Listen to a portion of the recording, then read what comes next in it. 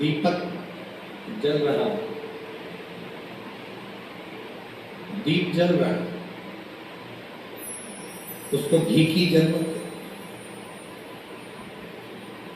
अब जलते हुए दीपक को घी की जरूरत पड़ती है।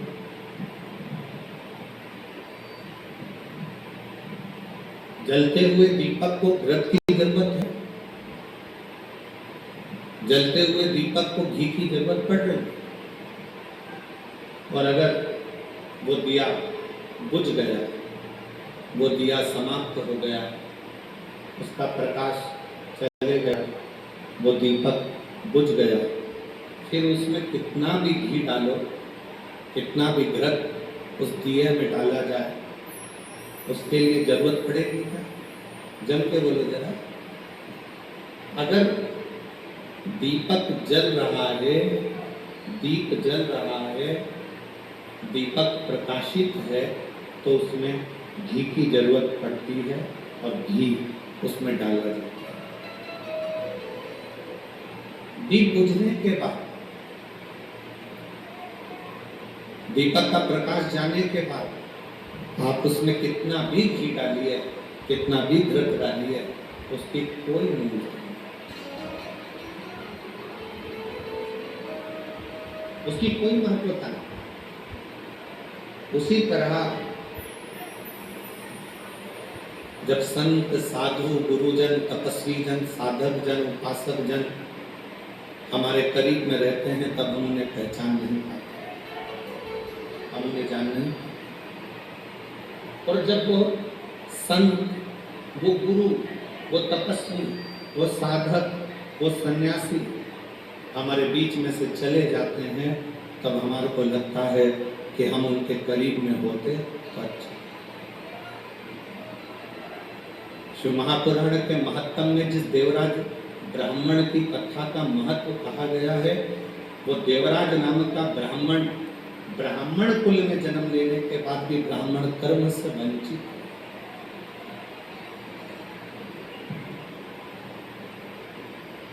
अपने कुल में, अच्छे कुल में जन्म लेने के बाद भी वो ब्राह्मण कर्म से वंचित है।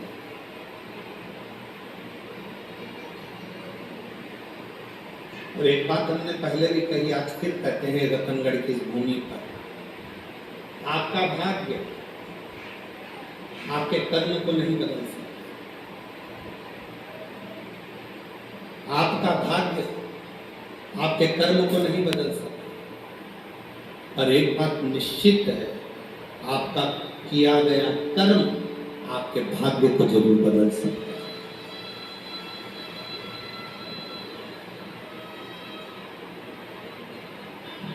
भाग्य कर्म नहीं बदलेगा।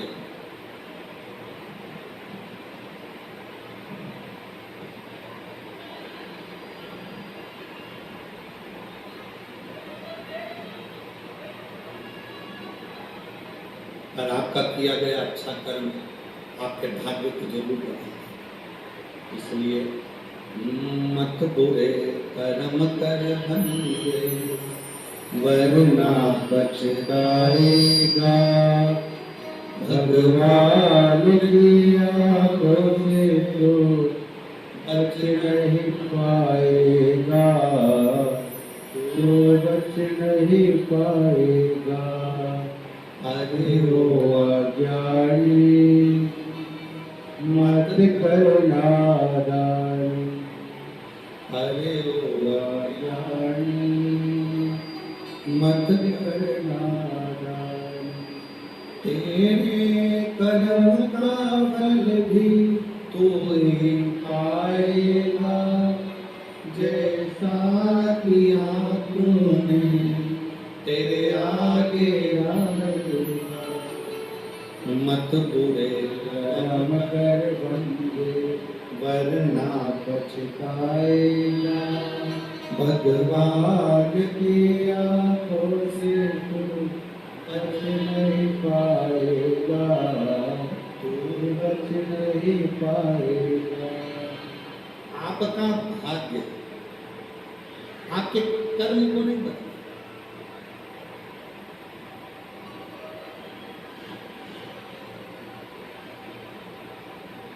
और आपका कर्म आपके भाग्य को बदल कर श्रेष्ठ कर्म करो।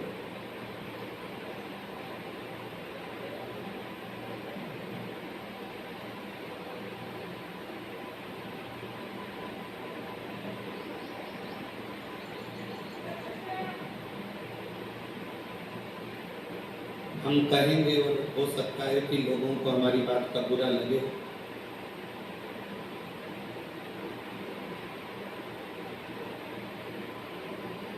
पूर्व में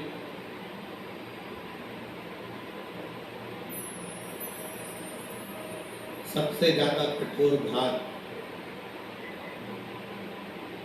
सनातन धर्म को तोड़ने के लिए 3 चीज पर किया गया। पहले नंबर पर रोटी, दूसरे नंबर पर बेटी और तीसरे नंबर पर चोटी।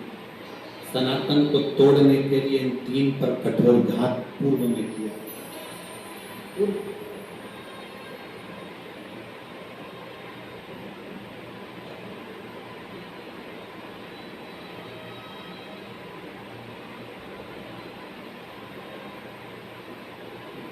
बड़ा विचित्र कठोर घात किया।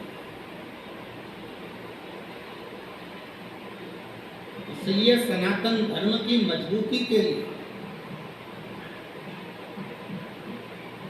बेटी, रोटी और चोटी, इन 3 को बचाने का प्रयास करो तो सनातन धर्म अपने आप मजबूत होते चले। और मेरा बेटियों से निवेदन है, जितनी मेरी बेटियां बैठी हैं, जितनी मेरी रतनगढ़ की मेरी बेटियां जितनी विराजमान हैं, उन बेटियों से निवेदन करूंगा, तुम्हारे माता पिता ने तुम्हें परवरिश करने में कोई कमी नहीं रखी है। तुम्हारे माता पिता ने, और जितने आस्था चैनल पर सुन रहे हैं, जितने फेसबुक यूट्यूब पर कथा श्रवण कर रहे हैं, उनसे भी कहूंगा, मेरी बेटियों, तुम्हारे माता पिता ने तुम्हारी परवरिश करने में, तुम्हारी पढ़ाई कराने में, तुम्हें बड़ा करने में, तुम्हें वस्त्र पहनाने में कोई कमी नहीं रखी। अच्छे कॉलेज में भेजने में कोई कमी नहीं रखी। तुम्हें छोटे से गांव से उठाकर जयपुर तक, जोधपुर तक पढ़ने के लिए भेजा। पर मेरी बेटियों से निवेदन है, अपने माता पिता का सिर मत झुकने देना, उनके संस्कारों का स्मरण कर।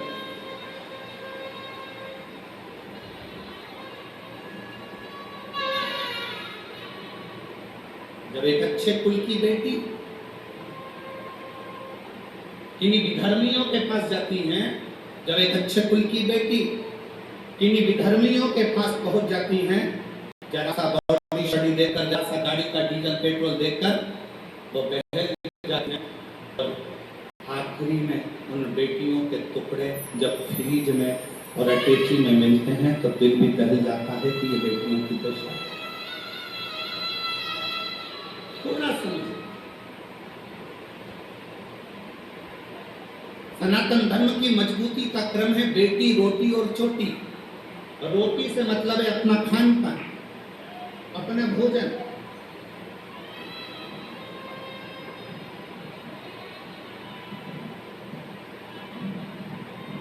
आज हम किस तरह का भोजन ग्रहण कर रहे हैं सब जानते हैं। आज हम कैसा अन्न खाद्य ग्रहण कर रहे हैं सारी दुनिया जानती है।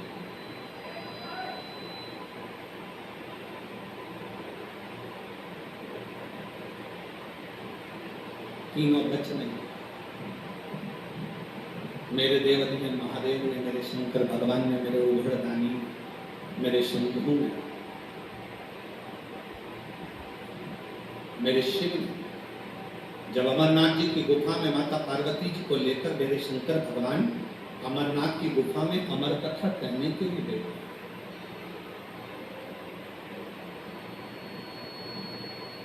और पार्वती जी के मन में 5 संशय उत्पन्न हुए।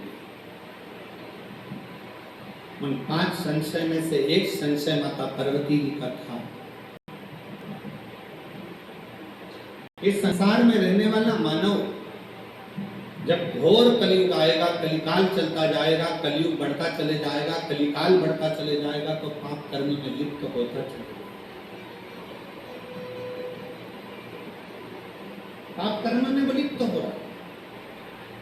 संसार में ऐसा कलिकाल में कोई जन्म नहीं लेगा जिससे हाथ से, जिसके शरीर के द्वारा, जिसकी वाणी के द्वारा, जिसके चित्त वृत्ति के द्वारा, जिसके नयन के द्वारा, जिसके हृदय के द्वारा, जिसके श्रवण के द्वारा आप कर्म न, ऐसा कोई नहीं जन्म।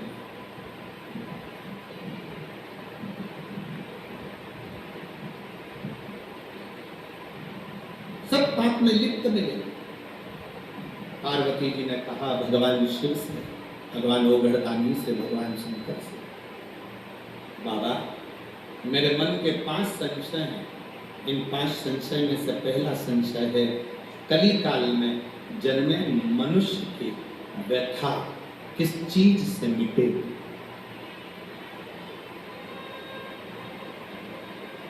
क्या करे कलियुग का मानव कि उसके मन की व्यथा समाप्त हो जाए।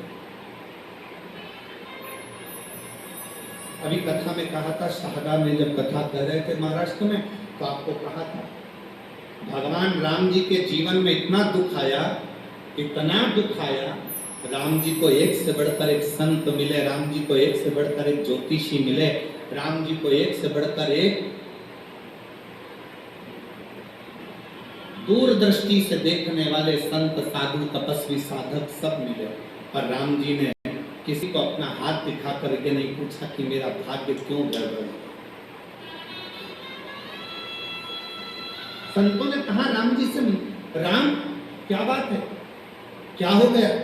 राम जी ने एक भी संत से, एक भी ऋषि से, एक भी साधु से, एक भी सन्यासी से, एक भी तपस्वी से, एक भी साधक से, मेरे राम जी ने ये नहीं कहा कि मेरी हाथ देखकर बता दो, मेरा भाग्य देखकर बता दो, मेरे पिता के प्राण चले गए, मुझे अयोध्या छोड़ना पड़ी, मुझे अपनी माता पिता का त्याग करना पड़ा, मैं चलते चलते वन में आया तो मेरी पत्नी भी चली गई, इतना दुख कि मुझे 14 वर्ष तक ये दुख भोगना पड़ रहा है, मेरे दुख का कोई हल हो तो बता। राम जी ने एक भी संत से, एक भी साधु से, एक भी सन्यासी से, एक भी तपस्वी से, एक भी साधक से अपना हाथ दिखाकर अपना भाग्य नहीं पूछा। राम जी ने कहा जीवन में बहुत समस्या है पर उसका एक हल निश्चित है, और वो हल कौन सा है जो तुलसी बाबा ने भी अपनी रामचरितमानस में लिखा कि कलियुग केवल नाम। तुलसी बाबा ने भी अपनी रामचरितमानस में लिख दिया कि कलियुग में केवल एक नाम की आधारशिला है। राम जी ने पूछा कोई ऐसा कर्म बता दीजिए, कोई क्या बताए। हाथ में भाग्य देखकर राम जी ने ये नहीं पूछा कि मेरा दुख क्यों आ रहा है, तकलीफ क्यों आ रही, कष्ट क्यों आ रहा है, कितने साल तकलीफ रहेगी, कितने साल दुख रहेगा, ये कितने साल भोगना पड़ेगा, ये राम जी ने नहीं पूछा। राम जी ने तो जाते से प्रणाम कर कर ऋषियों ने पूछा राघव आपको क्या चाहिए। राम जी ने कहा मुझे शंकर की कथा का रसतत्व ग्रहण करा दो, क्योंकि मेरे जीवन की व्यथा को शिव कथा समाप्त कर सकती, मेरे जीवन की व्यथा को केवल शिव कथा समाप्त कर सकती। और मेरी जीजियां, जितने रतनगढ़ की मेरी बहनें बैठी हैं, जितने मेरे जीजा बैठे हैं, जितनी बेटियां बैठी हैं, जितने बेटा बैठे हैं, जितनी मेरी माताएं बैठी हैं, आपसे निवेदन करूंगा कार्यकर्ता अपना काम करेंगे, चिल्लाएंगे भी, सीटी भी बजाएंगे, बोलेंगे भी, तुम्हारे पास में खड़े होकर बातचीत भी करेंगे। आपका एक काम है, सिर पे पल्लू लेकर उसके पाँव पड़कर मैं 2 घंटे 3 घंटे मुझे कथा सुन लेने दे, इसके लिए मैं तरस रही थी और इंतजार कर रही थी इस कथा के लिए। केवल सुना, पास में बैठी तुम्हारी बहन, तुम्हारी सहेली भी अगर तुमसे बात करे तो उसका हाथ जोड़कर कह देना। एक दिन कथा टीवी पर नहीं आई, एक दिन कथा रतनगढ़ में नहीं हुई तो बेचैनी बढ़ गई कि हम रतनगढ़ वालों का कौन सा पुण्य थोड़ा थोड़ा कम हो गया था, ऐसा क्या हो रहा था जो हम कथा से वंचित हो रहे। और ईमानदारी से बोलूं, रतनगढ़ वालों का पुण्य कम नहीं हुआ है, रतनगढ़ वालों की पूरी परीक्षा मेरे शंकर भगवान ने ली है, परीक्षा में पास। पुण्य कम नहीं हुआ, रतनगढ़ वालों का पुण्य 4 गुना बढ़ा, उनकी बेचैनी 4 गुना बढ़ी, उनकी परीक्षा 4 गुना बढ़ी। और वो एक लाइन कहते हैं ना, तुझसे मिलने के लिए तेरी कसम,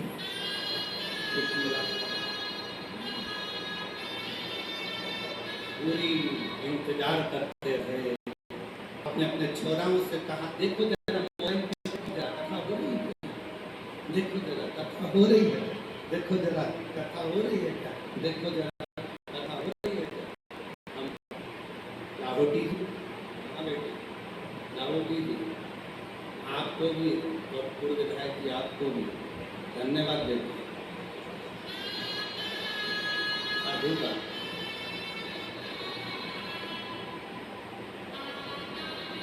रावटी जी, अगर कोई दूसरा जजमान होता ना तो हार गया।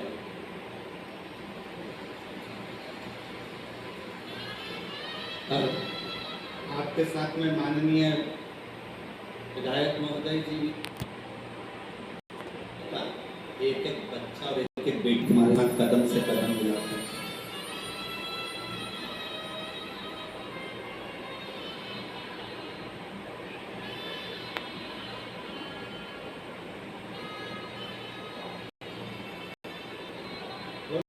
मेरे भोले तेरा सहारा है, मेरे भोले तेरा सहारा है, मेरी नैया आपको गिरा, नैया आपको गिरा। मेरे बाबा तुझे पुकारा है, मेरे बाबा तुझे पुकारा है, मेरी नैया तू किनारा, मेरी नैया तू किनारा।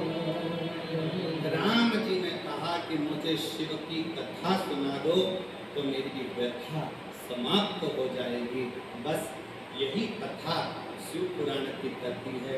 आपको जो 5 दिन मिले हैं, इस कथा को इतने प्रेम से सुनना कि तुम्हारे जीवन का सारा दुख, सारी व्यथा समाप्त हो जाए और शिव तुम्हारी झोली में खुशी। बोल बम का नारा है, इतना धीरा बोलेगे तो कल्याण तुम्हारा। बोल बम का नारा है, श्री शिवाय। शिव तत्व को कथा व्यथा को मिटा। एक पत्र है